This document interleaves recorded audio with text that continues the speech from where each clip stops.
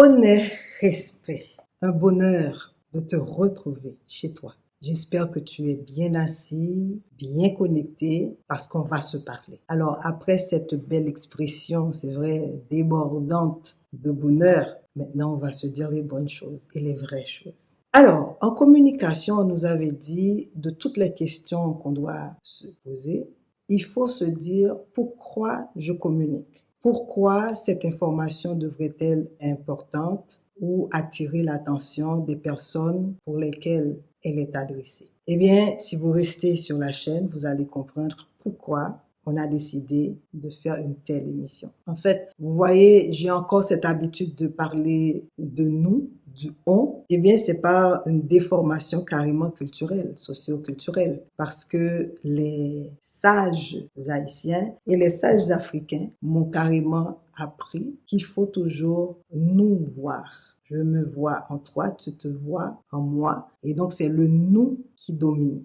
Maintenant, on n'est pas là pour parler, vous avez deviné. Et ça fait longtemps, si vous êtes abonné à la chaîne, si vous suivez la chaîne de temps en temps, vous avez eu l'impression d'avoir déjà visionné certaines des dernières émissions. C'est-à-dire qu'une redondance, ça a été fait pour deux raisons. La première des choses, parce qu'il me manque un peu de temps. Et la deuxième chose, parce que je suis plongée dans une auto-réflexion, dans une auto-analyse de ce travail-là que nous faisons depuis, je crois, plus ou moins 3 ans, si ma mémoire est bonne. Alors, on est en réflexion. Pourquoi? Parce qu'on est en train de regarder la pertinence aussi de cette mission, de cet objectif qu'on s'était fixé. Et ce n'est pas pour rien. C'est parce que, justement, YouTube décide de faire certaines choses, de poser certaines actions par rapport à nos émissions. Et nous sommes en train vraiment d'analyser la chose et de se dire, est-ce qu'on ne devrait pas tout simplement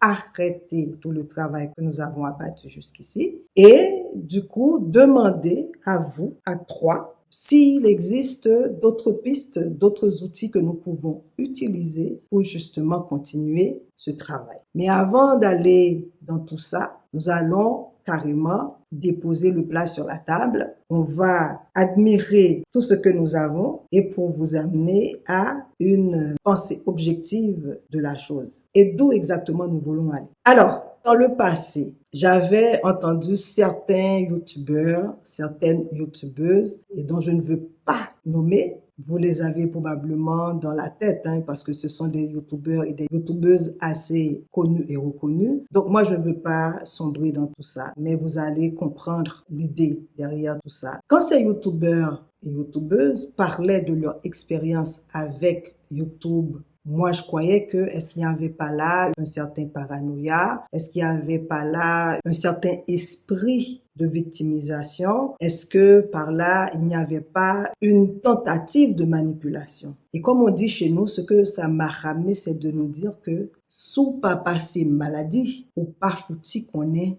remède. Et il a fallu que je vive cette expérience pour me dire, ah tiens, il y a une réalité derrière ces plateformes-là et dont on doit absolument en être conscient et conscient. Généralement, lorsqu'on est hors de cadre, lorsque l'on ne comprend pas, on ne vit pas une certaine expérience, on a tendance à critiquer, on a tendance à porter un jugement. Notre esprit est fait de même, nonobstant la couleur de la peau. On est amené à porter des jugements quand ce n'est pas pertinent.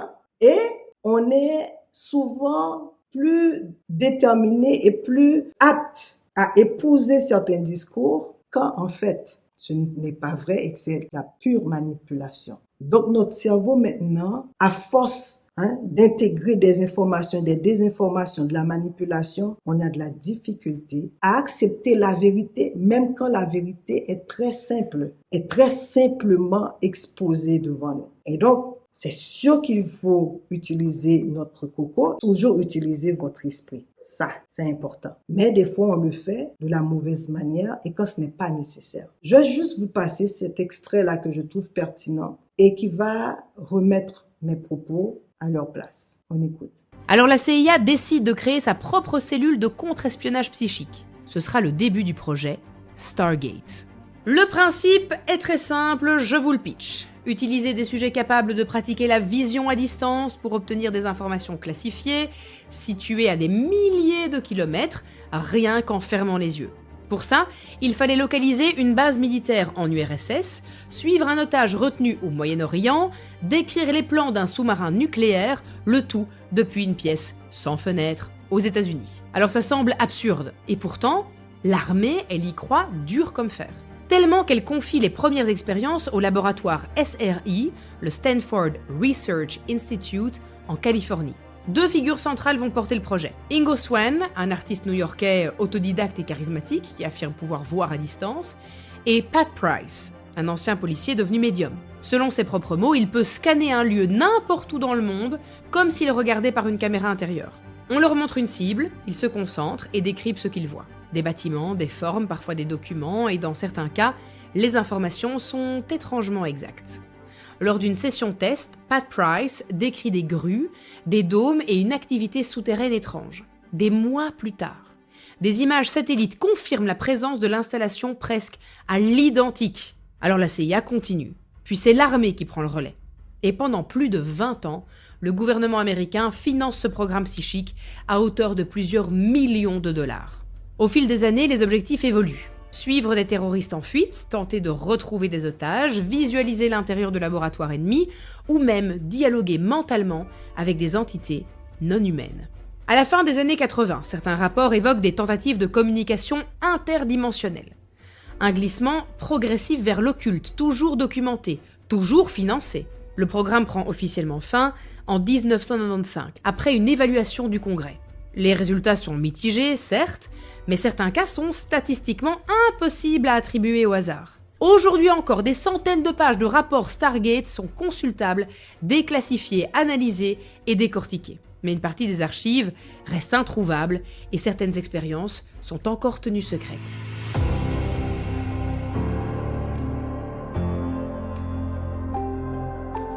Certaines idées ont survécu non pas dans un laboratoire militaire, mais dans la lumière des innovations technologiques. Parce que l'héritage de MKUltra ne se limite pas à la torture chimique ou à la vision à distance. Il a laissé une idéologie, celle de la piste du contrôle mental. Et cette idéologie, d'autres l'ont reprise. Dans les années 2000, la DARPA, l'agence américaine de recherche militaire, finance des projets d'implants neuronaux pour améliorer les performances cognitives des soldats, contrôler le stress, stimuler la mémoire et modifier les réactions émotionnelles en temps réel. Le tout à l'aide d'interfaces qui relient directement le cerveau à un appareil électronique. Là, je vous vois venir. Vous croyez très clairement qu'on est dans un épisode de Black Mirror, mais pas du tout. En 2002, la DARPA lance le programme Brain Machine Interfaces, dans le but de permettre à un soldat de contrôler un drone ou un exosquelette par la pensée. En 2010, le projet Subnets voit le jour. Il consiste à implanter des électrodes dans le cerveau des vétérans atteints de stress post-traumatique pour cartographier leurs émotions et surtout les moduler en temps réel. En 2016, un programme appelé Targeted Neuroplasticity Training est lancé. Il vise à accélérer l'apprentissage de nouvelles langues chez les militaires en stimulant électriquement le nerf vague, ce nerf qui relie le cerveau à plusieurs organes et qui joue un rôle primordial dans la régulation du stress et de la mémoire. Grâce à lui, les soldats apprennent plus vite et retiennent plus longtemps. En 2023, Elon Musk annonce que ses premières puces Neuralink ont été implantées chez l'humain afin de soigner la paralysie, restaurer la vue, voire permettre à quelqu'un de communiquer par la pensée avec un ordinateur. Rien à voir à première vue avec le chaos de MKUltra. Ici, pas de torture, pas de LSD ou de chambre d'isolement. La science semble précise, les effets mesurables et les bénéfices sont bien réels. Mais c'est justement ce qui rend la comparaison dérangeante. Parce que l'objectif, lui, reste le même. On parle d'agir sur l'esprit humain sans passer par la conscience, de modifier une émotion, de réduire une peur, d'accélérer une décision et d'altérer une réaction instinctive. En parallèle, d'anciens militaires témoignent de leur retour. Pas seulement du combat, mais de ce qu'ils ont vécu une fois rentrés. Ils parlent d'hallucinations, de perte de mémoire et de migraines chroniques. À chaque fois, on diagnostique chez eux un stress post-traumatique. Certains parlent d'ondes électromagnétiques, de stimulation ciblée et de tests non consentis. Et là encore, aucune preuve officielle. Mais certains font vite des parallèles avec les anciennes méthodes du MKUltra. Et pendant que les gouvernements expérimentent, une autre forme de manipulation s'est installée grâce aux plateformes sociales.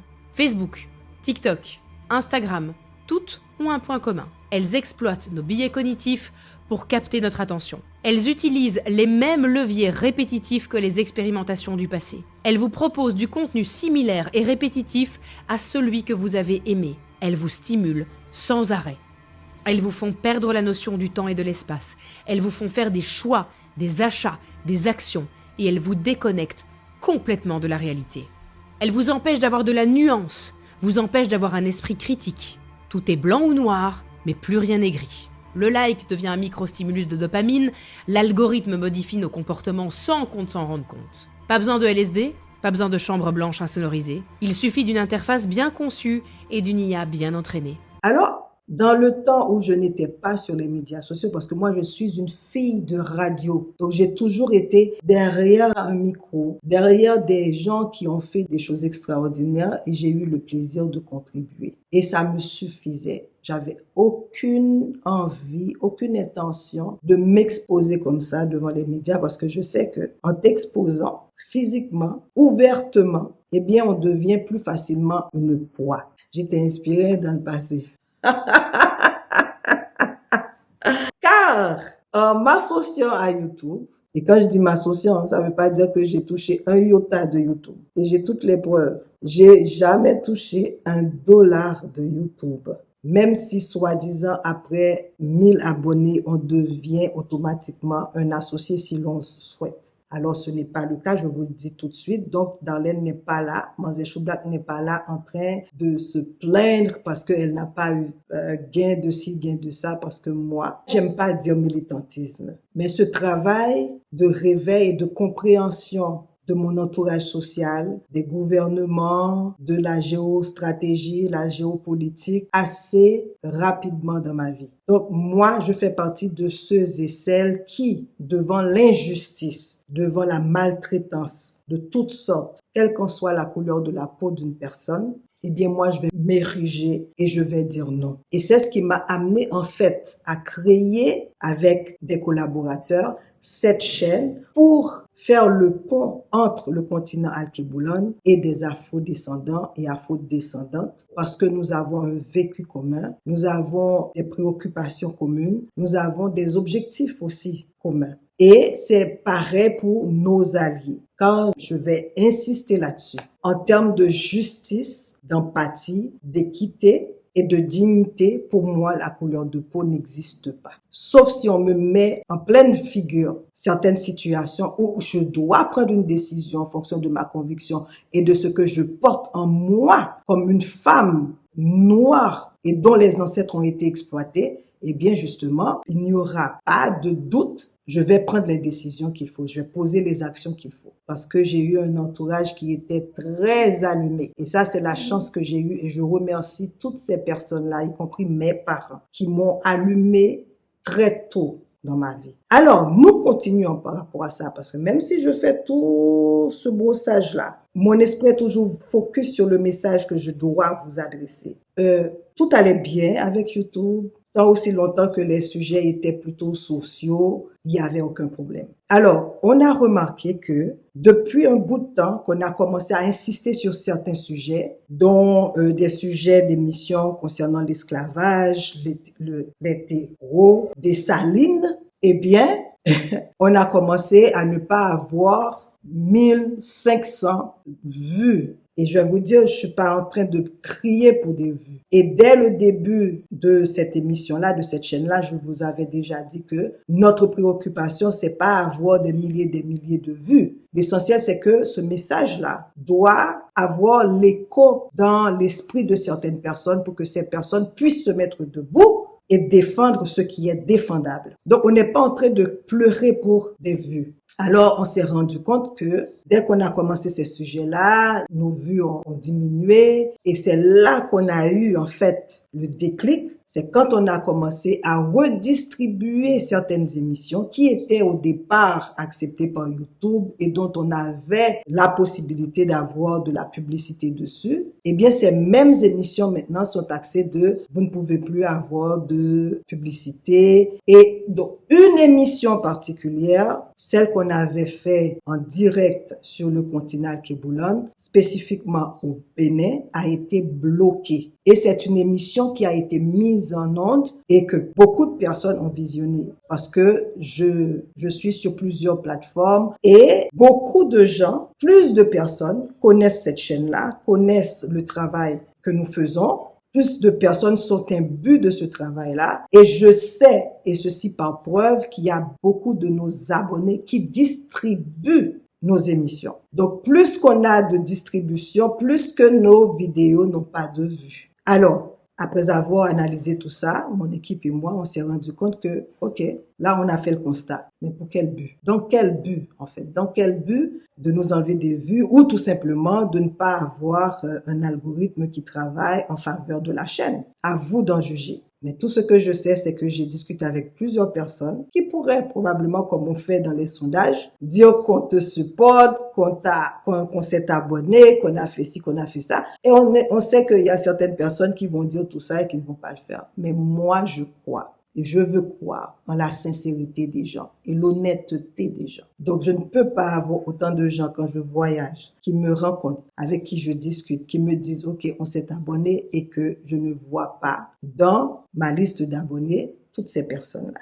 Maintenant, pourquoi une plateforme ferait ça? Alors, je vous pose cette question. Pourquoi une plateforme comme YouTube ferait ça? Parce qu'on n'est pas les seuls à parler de ces sujets-là. On s'entend. On n'est pas les seuls. Donc, on ne veut pas non plus nous prendre trop au sérieux, là. Parce que moi, je suis une fille assez terre à terre. Je ne me prends pas au sérieux.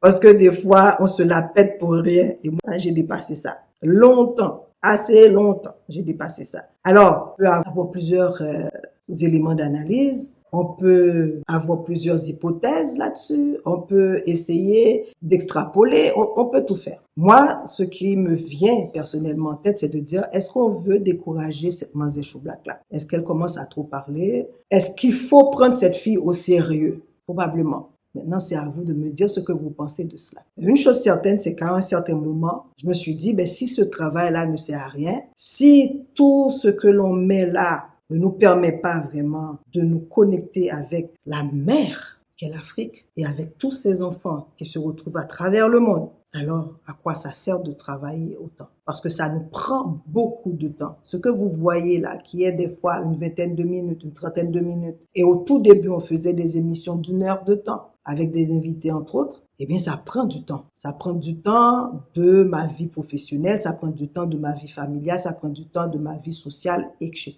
Et sans compter les coûts, parce que mon équipe aussi, j'aide mon équipe financièrement. Et donc, la fille commence à se parler, à se poser les vraies questions. Est-ce que ça sert vraiment à quelque chose? Et juste comme ça, les ancêtres m'ont envoyé des réponses à travers des gens que j'ai rencontrés, monsieur, madame lambda, et avec des alliés de longue date qui m'ont dit, écoute, tu dois parler, tu as des choses à dire. Et tu mesures assez ton discours et tu essaies toujours d'être objectif, même si on sait pertinemment, tu as une ligne et une certaine position, mais on pense que tu as aussi des choses à dire. Mais est-ce que c'est suffisant par rapport à tous ces sacrifices dont je vous ai parlé? Maintenant, puisqu'on va se quitter, parce que ça, c'est vraiment une émission de partage d'une certaine réalité et qu'on voulait absolument vous solliciter, vous poser l'ultime question. Pensez-vous qu'il y a d'autres plateformes sur lesquelles on peut héberger,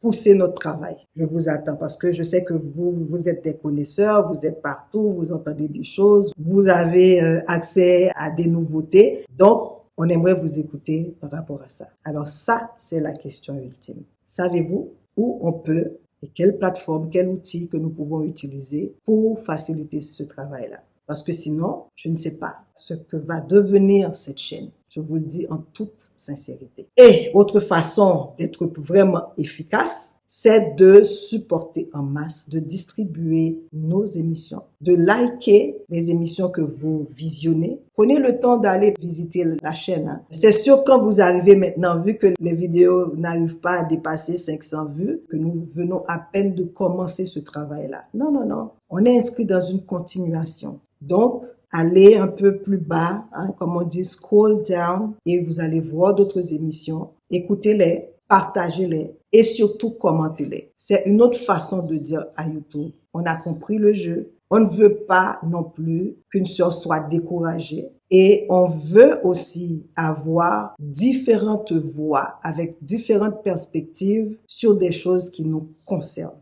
Alors, c'était ça le message, c'était ça le message central que je voulais absolument faire passer à travers cette émission de ce dimanche. Alors, sur ce, comme d'hab, je vais vous dire de Kembe Jam Palagé. Bisous, câlins et à la prochaine. Comment une fille comme moi, qui vient d'une lignée de combattants et de combattantes, vous pensez que vous pouvez décourager au point de laisser faire, de laisser tomber? C'est vraiment mal me connaître. C'est vraiment mal me connaître. On va continuer. Mais, en tout cas, comme on dit chez nous, c'est couteau qui consacre dans Kayam. Kembe Jam.